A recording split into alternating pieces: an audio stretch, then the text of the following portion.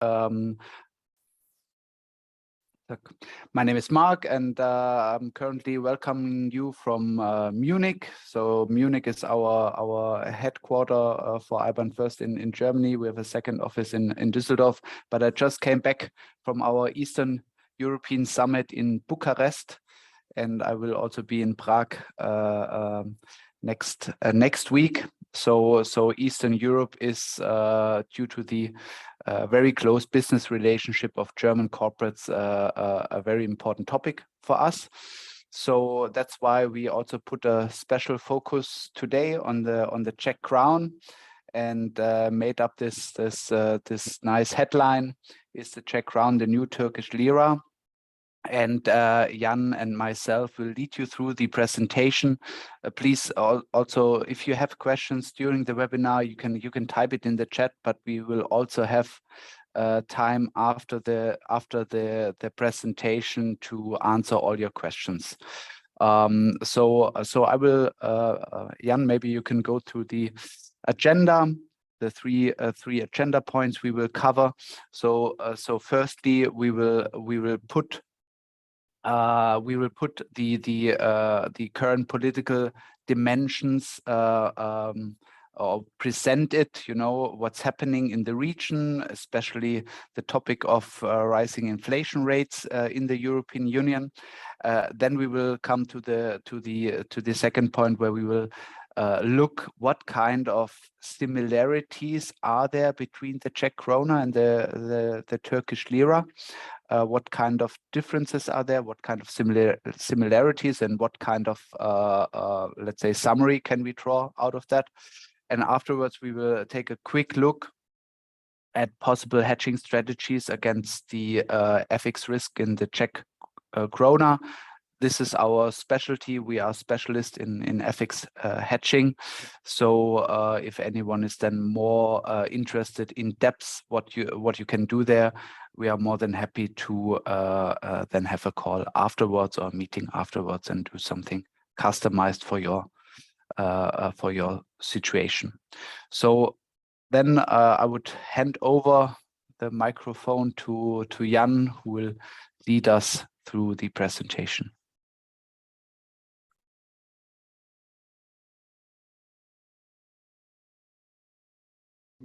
Sorry, no, I hope you can all hear me. I'm happy to guide you all through the presentation. And the first point we're about to start is the current situation here in Europe. Yeah, if we have a look at the current situation for the last years, I would say since 2000 approximately, we had a sharp increase in money supply. Yeah, and this also triggered a lot the inflation. This is due to different factors. First, we had two crises: the crisis in 2008, the Corona crisis, which implemented the need of pushing liquidity in the system. At least that's what some people say. And also, we didn't have that much productivity growth in this time, so that growth was only possible by kind of printing money. And when we have a look at these two charts here, and that's what I wanted to show you, is that you see a direct correlation here, and at least in the beginning, between the money supply and the euro inflation, at least in the beginning. But here you can see in 2020, you can see a break that inflation is going up further. However, we already have a corresponding trend in the money supply, and the central banks are already starting to decrease the money amount. This is in circulation. This is due to the factor that currently a higher money supply is not able to solve the current problems we have. We have the war in the Ukraine, which is a really very important topic here in Europe, because it leads to shortages in food supply in general, and also to shortages in natural resources like gas or fuel or oil. And also we have another important problem due to the zero COVID strategy in China, so that also we have shipping problems, and most of the goods are not delivered in times or just too late. And this is a problem that cannot just be solved by money printing, and also is currently triggering the inflation a lot. When we have a look at the Czech Republic, in particular, we see that these problems in the Czech Republic are even higher than in the rest of the European Union. There are specific factors that lead to the circumstances. First of all, the Czech Republic is very close to the Ukraine, where we currently have the war. And this is triggering some more problems because, as you can see here, especially the housing and electricity prices in Czech has risen even further than in the European Union, because the Czech Republic has a higher dependency on Russian gas, for example. And this is one of the main factors. Also, when we have a look at the food and beverages inflation, we see that that this one here is way higher than the one in the European Union. In the European Union, we are approximately at 12%. In the Czech Republic, we are already at 20%, and that's a major disadvantage. When we think about this, I often recall when we had a meeting with a client and who told us that currently in some regions there, the current situation is that extreme that they're already started to build plants on in some places near the factory, just to give more food to their employees, because they're currently not able to afford that much. And I guess that is one of the major changes in the next year in the Czech Republic. Yeah, just to highlight these two factors, I would like to go on to the reaction of the central banks in the last years. And I would really, I really like to highlight the Czech National Bank, what they did, because they started very early to anticipate this kind of situation and to increase interest rates. We can see it here already in spring last year, 2021. The Czech National Bank started to anticipate this kind of situation and started to increase interest rates. I think there are only a few central banks in Europe that have done the job this well. And if we compare this with the ECB, for example, they were waiting far too long. Yeah, we already, this year in summer, they started to increase the interest rates for the first time. So I think this is one of the major advantages currently in the Czech Koruna and why it's so stable compared to the euro. Unfortunately, increasing the interest rate is only taking care of one thing, and is not solving the problem of the shortages in goods we currently have. However, we still can expect the result from this, that it is kind of normalizing the inflation. However, this effect normally comes after 1.5 to 2 years. So it's kind of, I won't say long-term, but let's say more mid-term effect. And in my opinion, the first time we are able to see some of these effects is end of 2022. So in this stage, just to sum it up, inflation currently is a very hot topic in the Czech Republic, also in Europe. But the Czech Republic had the huge benefit that the Central Czech National Bank acted much faster and much more aggressive than the ECB. Yeah, so now you, I think, ask yourself the question, so what's the similarity between the Czech Koruna and the Turkish Lira? And that's the point we're going to discuss here in this topic. First of all, we're gonna have a look at the rate development, Euro Czech Koruna and Euro Turkish Lira. And you see that the Turkish Lira was devalued more than 80% within the last year. And that's an enormous effect. And the Turkish Lira, I think it's one of the most catastrophic currencies we have near Europe, or even if a more developed country in the world currently.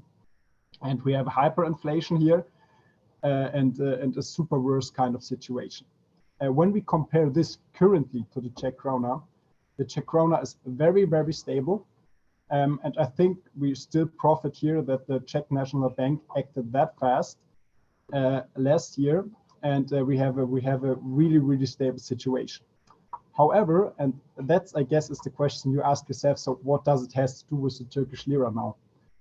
Before we had this kind of situation also in the Turkish Lira, that we had a more or less stable currency, and when the inflation was rising 4 or 5 years ago, also in Turkey, they started quite fast to increase the interest rates and to react properly to these circumstances. However, currently, and that's the tipping point, we had a big change in the Czech Koruna and about the chairman of the Czech National Bank. And Alex Michel, I hope I pronounce it right. I know there are some Czech guys in this meeting, but it's more about the point. He got the new chairman of the Czech National Bank in July 2022, and he has some different approaches than the old chairman. And he's famous for his views that he sees no way in fighting inflation by higher interest rates. And this is a really a really unusual approach, and we can also see throughout history that it more or less never worked quite well, and that's one of the main problems we would like to highlight here. When we compare the current Czech Republic central bank system with that of the Turkish central bank system, we see a few similarities currently. That's first of all the start of the unorthodox monetary policy. Yeah, this starts first with not rising interest rates.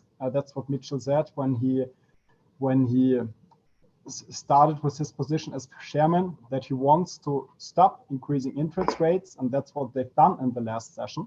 If I go back just a bit, you can see here that the Czech National Bank, and that's what I wanted to highlight here, since July has not increased the interest rates anymore.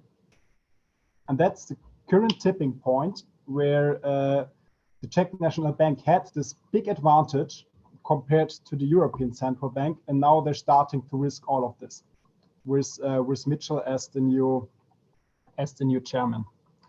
And yeah, that's the first tipping point where the Czech National Bank is acting similar like the Turkish Republic.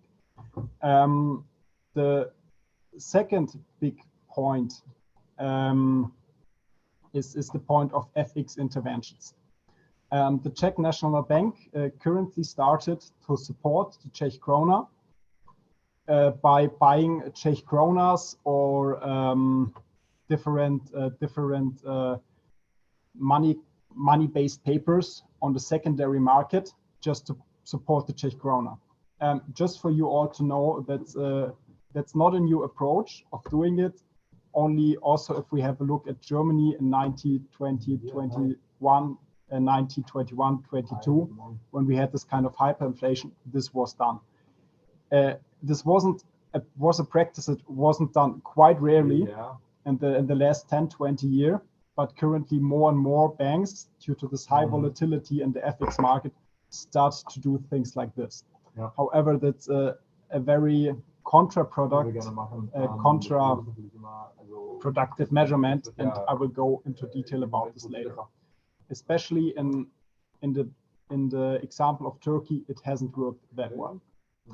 But there are also some bigger disadvantages between the Czech Republic and Turkey. First of all, Turkey is more or less having a monetary isolism, whereas the Czech Republic is quite close to the European Union. On the other side, the Czech Central Bank is, in my opinion, still independent, which is not the case in Turkey. But this is something we have to look at very close, because I know at least 2 studies which shows the similarities between hyperinflation and not independent central banks. Yeah, here you can see again this this gap above, where mixtures start not to increase interest rates anymore, and that's the same you see here in Turkey at the beginning of 2080, or also within the last years. We have a steady, a quick increase in the interest rates here, and then suddenly they started to cut it and to decrease the interest rates again. And this was the major point where all of this catastrophic hyperinflation in the Turkish lira more or less was increased even further. And we also saw this here after 2018. They had a rapid increase in the interest rates, but this then it was some kind of too heavy measurements. That's why they decreased it, and this accelerated the inflation and the currency. So what you take away from this kind of charts is that the most important point is about what's going to happen in the future. If the Czech National Bank is getting back to realism within the next time, and they're increasing the interest rates again, this is not going to be a bigger issue. They perhaps lost a bit time, but it's not going to be that problematic. However, if they start to decrease the rates, it could be a major issue. The second thing are the FX intervention the Czech National Bank currently started. This is something that is sometimes a quite good measurement in the short term, because if we have a specific shock, like for example when Russia invaded in Ukraine, you have a big shock in the market, and you can support this or act against this shock due to kind of measurements like FX interventions. However, it's solving nothing in the long term, and that's what you should really keep into your head, because if you try to do it on the long term, the only thing you do a very, very expensive measurements, because you sell your reserves, and this means in the short term you definitely strengthen the currency, but in the long term you lose trust, because the market is not behaving in the right way how it should behave. And also second, you sell your reserves, which is in the long term always devaluating the currency or your local currency. And we've seen this in Turkey for a long time, and now we also see it in the Czech Republic. And then the main thing about this is you really need to fix the issues that are that leads to a devaluation of the currency, but it just interacting on the FX market short term doesn't solve anything. That's the big issue here. When we have another look at the GDP, for example, and compared to the Czech Republic and Turkey, we see that the Czech Republic currently is on a very, very good move. We have, compared to Turkey, a quite much smaller economy. However, the GDP is still increasing. And that's a good thing, because due to increased exports, you can always support the currency. This is related to the fact that if you sell more goods abroad, more money flows into the home country. This is exactly, and you also get more reserves. This is exactly not the case in Turkey, where they more or less lost any of these possibilities. When we'd like to sum it up and answer the question we raised in the beginning and ask ourselves, is Turkey really the new, is the Czech Koruna really the new Turkish Lira?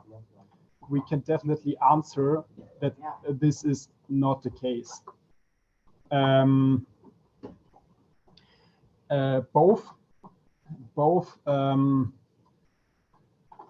Both companies have definitely a different approach, but currently the Czech National Bank is developing into a direction that is a bit kindly closed to this of the Turkish.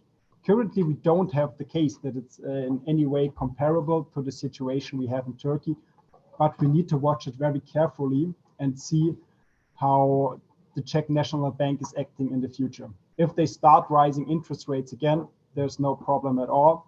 If they start decreasing it, and also if policy starts to put in some specific measurements, like prohibiting the population to holding reserves in foreign currencies, that's going to be a very, very big issue, and we get fast to the situation that the Czech Koruna might be the new Turkish Lira. Currently, we don't see these tendencies, but we need to watch it very carefully. If we have a look for the outlook of the Czech National Bank, we currently have to stop in increasing interest rates, and this might be a big disadvantage in the future in fighting inflation. So we believe that the inflation might rise even further till the end of the year and also spring this year. And currently we still are under the top 5 countries with high inflation in the European Union. And if it's getting even worse, Czech might be the number 1. And this is the point where we hope, or that's at least my hope, that the Czech National Bank is getting back to reality and say, hey, we need to increase interest rates because we don't have any other choice. And that's where we again at the status quo, which is the current situation and what we've done in the last time. That's at least what we think. However, we will never know. And also in the short term, for the next 6 to 9 months, we really need to have a look at the Czech Koruna, because we have big risks here. We have this kind of currency interventions.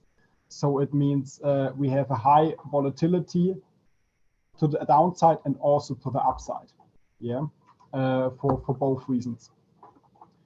And so we come to the final question: what could we do for you as a company to protect yourself against these kind of currency risks? And I just wanted to highlight 2 kind of hedging examples here, what you could do. And the first thing is, for the short term, it makes definitely sense to hedge, because if the Czech National Bank, we currently had this in the Japanese yen, they were placing a big kind of intervention, and the rate dropped by 1.5% to 2% within a day. And that's a reason you always face when you're into a market where the national bank is doing FX intervention, and that's a major risk here. And still a big advantage for you if you're buying Czech Korunas. If you're selling it, it's another point. But if you're buying Czech Korunas, you still get this advantage of the interest rate difference. Just to give you an example, if you would do a spot transaction currently, you would receive a rate of a 24.60. For example, if we're at a 24.65. Yeah, this is the bid-ask spread, so it always costs a bit.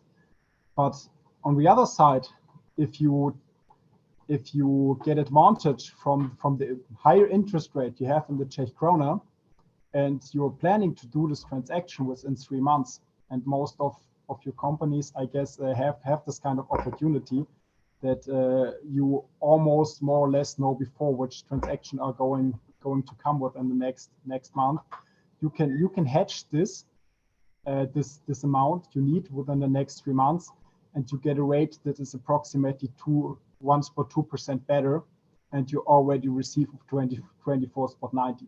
So this is one of the major benefits you gain here, that you receive a better rate for hedging, and also you don't have to be afraid of some kinds of currency interventions.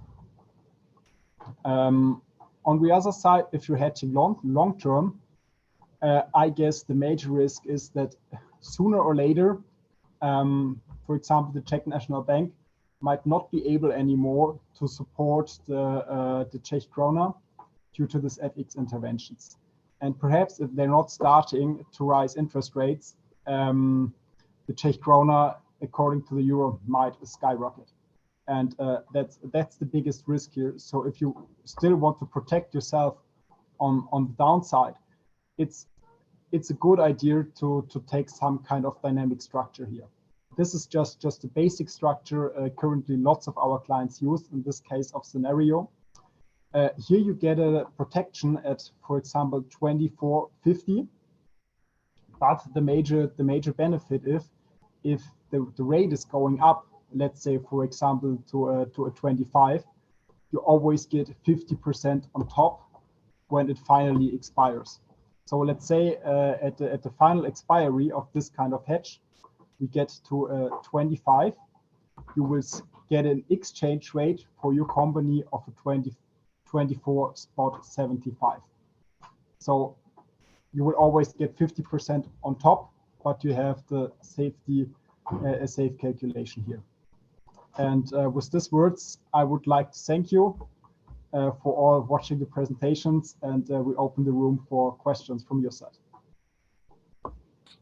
Thanks, Jan. I think perfect timing. We hit 10:30, so we are in time, and now we are here for answering all your questions. What you have, please feel free to ask us, and we will try to answer everything if you have some questions.